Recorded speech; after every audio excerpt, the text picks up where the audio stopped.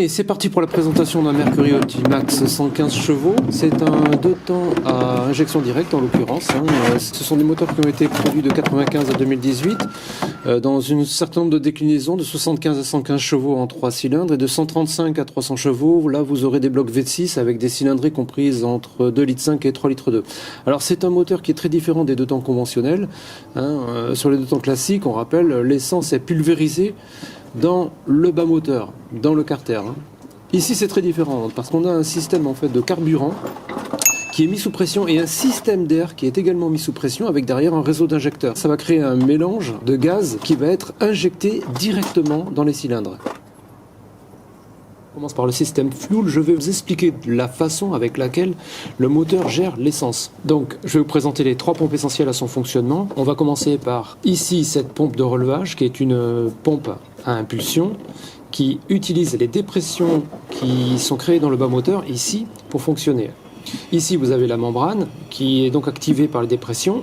Vous avez ici l'arrivée de l'essence qui passe à l'intérieur de la pompe à diaphragme. Elle est activée, encore une fois, par le bas moteur, par ce tube-là que vous venez de voir. Ici, vous avez le point d'injection de l'essence dans le VST. Le VST, c'est quoi? C'est le Vapor Separator Tank. C'est cette grosse pièce en aluminium. Cette grosse pièce en aluminium, elle est composée comment? Ici, vous avez un filtre, le filtre à essence, qui sert également de décanteur d'eau. Ici, ensuite, comme par hasard, vous avez le capteur d'eau qui va indiquer à l'ECM la présence d'eau et qui déclenchera une alarme à votre tableau de bord si une présence d'eau était détectée. Ici, vous avez le drain de vidange. Toujours à l'intérieur ici, vous avez donc le régulateur de niveau. C'est un régulateur de pression par flotteur pointeau conventionnel. En long, ensuite, vous avez une pompe moyenne pression qui est asservie à la pompe haute pression ici, qui va produire la pression de fuel nécessaire au moteur pour fonctionner. Alors, sur ce moteur, vous avez une pression de 108 PSI. Vous avez 108 PSI parce que c'est le de 3 cylindres 1,5 litre. Mais sur les autres, vous aurez d'autres pressions qui sont d'ailleurs un peu plus faibles. La haute pression, elle va être apportée dans le rail par cette durite que vous voyez là. Elle est conduite ici à ce point d'injection. Ça, évidemment, c'est le rail. Juste à côté, sur la gauche, vous avez une autre durite, ici. C'est un point d'injection d'eau froide, tout simplement, qui est nécessaire pour refroidir le rail. Pourquoi? Parce qu'on a besoin, tout simplement, de refroidir le fuel qui, lui, arrive sous pression. C'est une durite qui provient du compresseur d'air. Nous en parlerons tout à l'heure. On revient sur le rail. Sur le rail, vous pouvez voir notre système d'injecteurs. Vous avez 2 injecteurs par cylindre. Ici, vous avez l'injecteur d'air et ça, c'est l'injecteur essence. Vous avez donc 2 injecteurs par cylindre. 3 cylindres, 6 injecteurs.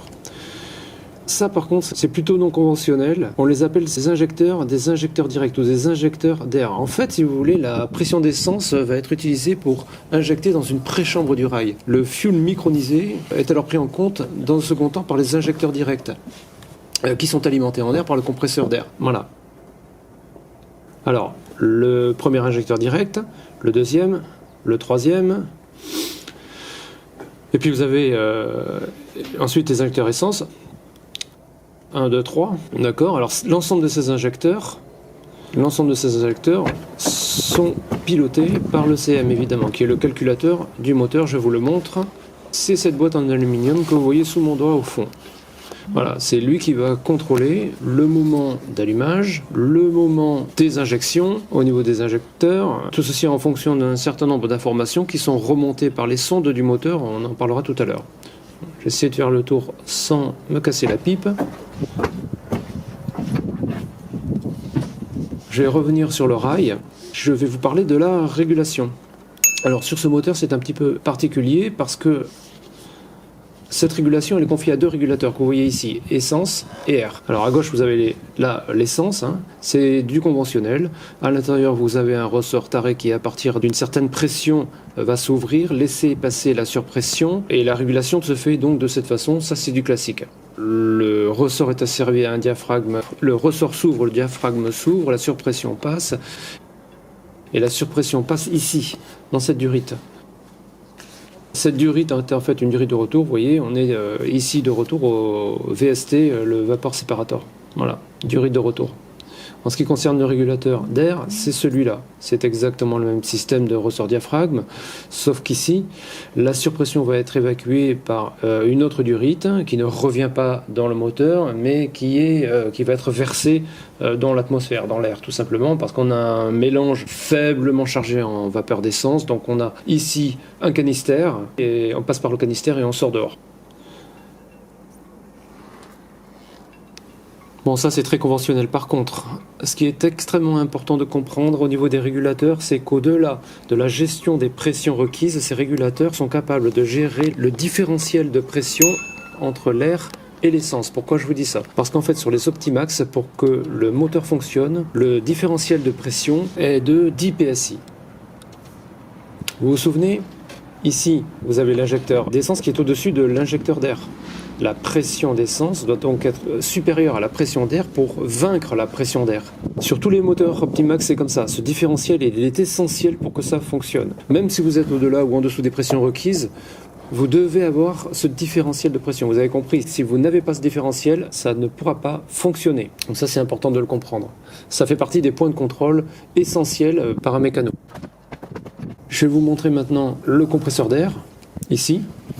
Alors, au niveau du compresseur d'air, vous avez une entrée de l'air qui se fait par le filtre. Elle se fait à la pression atmosphérique, évidemment. Filtre à air, entrée d'air, puis conduite de l'air par cette durite. Elle arrive au niveau de notre compresseur d'air. L'air est compressé par le compresseur d'air par un piston classique. Il sort ici. Ça, c'est la sortie. On sort à 94 PSI pour ce moteur, en 115 chevaux. Hein. L'air sort ici. En haute pression, la haute pression court le long du moteur, ça court, et vous voyez par cette durite, elle va chercher à rentrer dans le rail par un point d'injection d'air qui se situe tout au fond du rail. Je vous le montrerai avec un point rouge. Retour au compresseur d'air pour vous dire 2-3 choses supplémentaires. Alors, c'est un organe absolument vital au fonctionnement du moteur. Il est contrôlé régulièrement par le CM avec une sonde de température ici. C'est la deuxième sonde de température moteur. Je vous montre, tant que j'y suis, avant d'oublier, la première sonde de température moteur, culasse, c'est celle-là, celle qui est au bout de mon doigt, au fond, avec les deux fils blancs que vous voyez. Qu'est-ce que je peux vous dire d'autre? Le compresseur d'air est refroidi ici par eau. Entrée, sortie ici. Sortie d'eau, on l'a vu tout à l'heure, elle entre dans le rail. Point d'injection d'eau ici au fond. Ça, on l'a vu. Hein. On revient au niveau de la lubrification. Le compresseur d'air est lubrifié par huile. Vous avez les durites ici d'aller-retour dans les doigts. Là. Ça, ce sont les durites d'aller-retour de la pompe à huile. La pompe à huile qui est ici. Voilà. Avec ces durites d'huile ici. Allez, on finit de faire le tour. J'ai pas grand chose à dire de plus. Le réservoir d'huile ici, vous avez le démarreur là et son solénoïde ici. Vous avez la couronne crantée. Ici, ce que j'ai au bout du doigt, c'est le capteur de vilebrequin. Alors, c'est lui qui va donner le top départ à l'ECM pour les moments d'allumage, les moments d'injection, etc. Donc ça, c'est un capteur extrêmement important à checker lors des contrôles. Qu'est-ce que je peux vous montrer d'autre?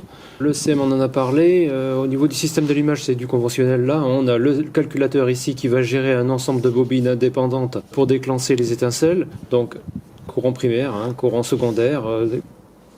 1, 2, 3 bobines. Évidemment, une bobine par bougie. Le courant secondaire est ensuite acheminé aux bougies par l'intermédiaire, toujours pareil, des câbles antiparasites ici. Ici, vous avez la bougie, évidemment. Là, on est sur du grand conventionnel. Donc voilà, c'est pas très compliqué. Hein. Juste pour histoire de terminer, hein, évidemment, vous avez le démarreur ici. Vous avez la polytendeur là. Vous avez le groupe d'air que vous connaissez maintenant, l'alternateur et la couronne crantée, avec un réservoir d'huile, évidemment. Voilà, je crois qu'on a fait un bon petit tour. Hein. On va s'arrêter là. J'espère que ça vous a plu. Écoutez, je vous dis bon bricolage et à très bientôt. Ciao, ciao!